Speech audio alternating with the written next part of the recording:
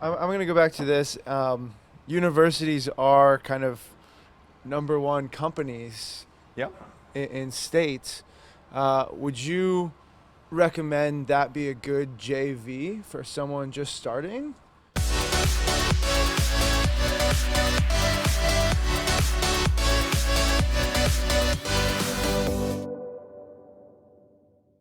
You got to go inside and you got to see what the deal is. You never know, right? Like I'm I'm not an academic person at all, right? Like I actually wholeheartedly believe that schools kills people's creativity. I think schools are the worst things that you can put your kids through. Like I absolutely I think the biggest loss of my life was going to school. I don't think I'm gonna ever get those 12 years back, right? I highly believe in education, but I don't believe in the schools, right? So obviously universities, the schools don't like me because it's just like I don't like that whole system and process that they do, right? However, even in the situations like that, like I had several times that the universities come to me and say, can you develop a course for us? Can you build this course absolutely from scratch? Can you come and teach us at university, like stuff like that, right? But and obviously not all the schools, all the universities come to me and say that, but there is a huge demand for like entrepreneurial courses right now that are developed by real entrepreneurs who understand the real entrepreneurship, right, in the schools. And generally academics are not really that well versed in the entrepreneurial world, right? So you got to see, you got to find the deal again, right? And see what school wants you, right? The one thing that I know, and this is gonna sound really weird, okay, is I always say you absolutely have zero to lose. Like there is nothing that you have to lose in the current situation that you have, okay? Because technically, if you don't approach a university right now, right, their answer to you is no, because you've never asked them anything, right? So the answer of all of the universities, if you never approach them, is no to you, right? If all of the universities, all of those opportunities, the answer is no to you, right, you are in a really bad situation. Technically, you are in your worst case scenario today. And that's, I actually believe it. I believe every single day you're in your worst case scenario. You have absolutely zero to lose today. What you can do though is that you think universities are great joint ventures. They're fantastic. Let's start reaching out to them. The first university says no. What do you have to lose? Nothing. Because it's like today. They say no to you, nothing has changed. Then you go to the second one. The second one says no. What has changed? Nothing. It's like today, right? Because you're your worst case scenario. Like you can't get worse than this, right? You're at any point of our life, we're at worst case scenario. So it's like, okay, so you go to the next one, and the first one says yes. Yes.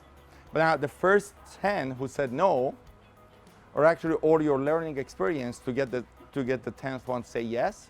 And you cannot get that experience without hearing no's, right? So technically what you're doing is that every day you are failing until one day you fail at failing. Other people call it success, but all you did, you failed so much that you learned how to fail at failing. From your point of view, the first one is a big success. Yes, I closed my first university. And then the second one is like, oh, okay, another university. And the 10th one and 20th one is like, oh, I've failed so many times at making deals that I know how to make these deals. So they're not even a huge success. They're just like normal average. Like when I say like we closed 12 JV deals in the past 3 days, except the one that we made today, the last 11 one was not a big deal at all. We were like, okay, yeah, that's what we do. That's who we are, that's what we do. Every day the first joint venture deal I made was like, holy crap, this is amazing. Like, oh my God, somebody is willing to promote me, right? Yes. And then the second one and the third one, and then now we have 250 joint ventures.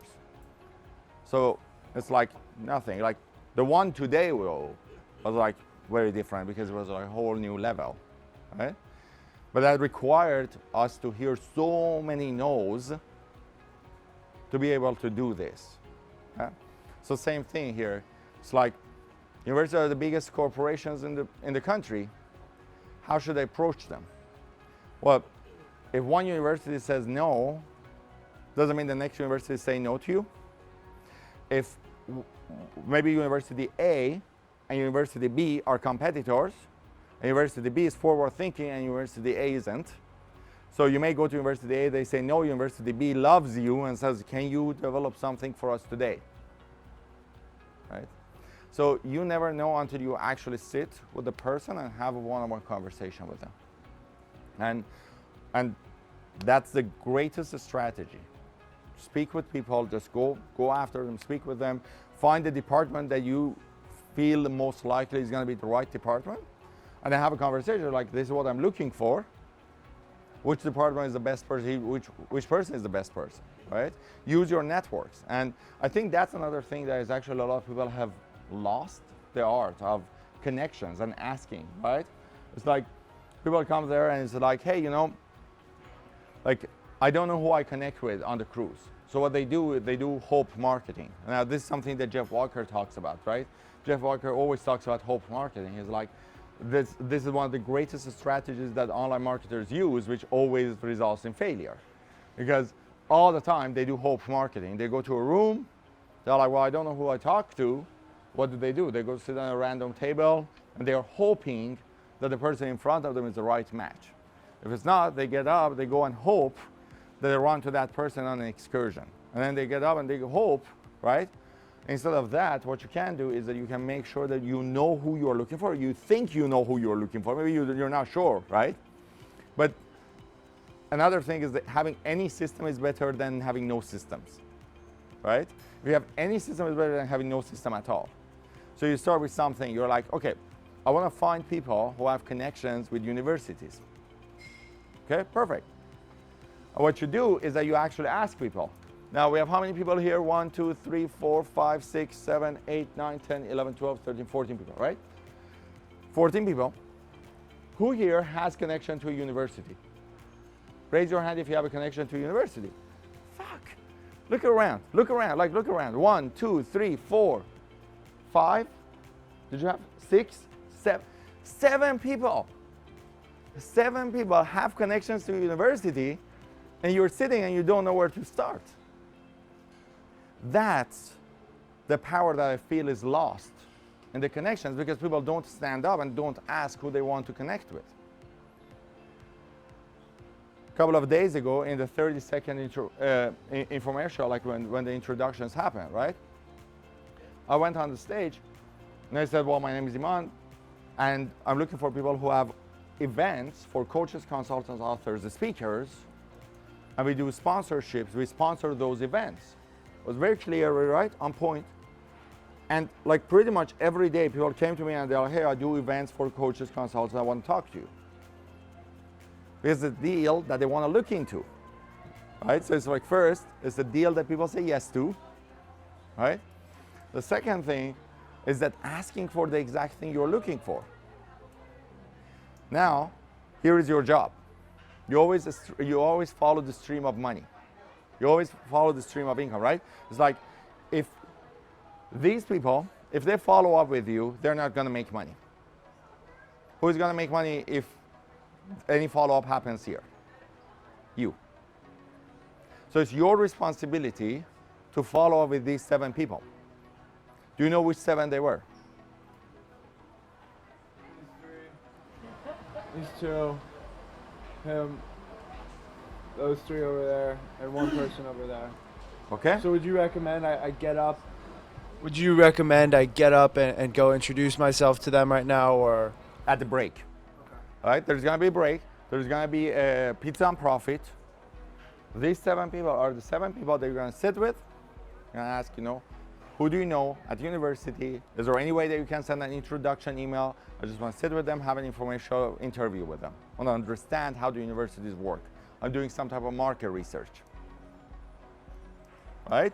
That's what opens the door for you because you can sit there, you can do some market research, you can talk to them.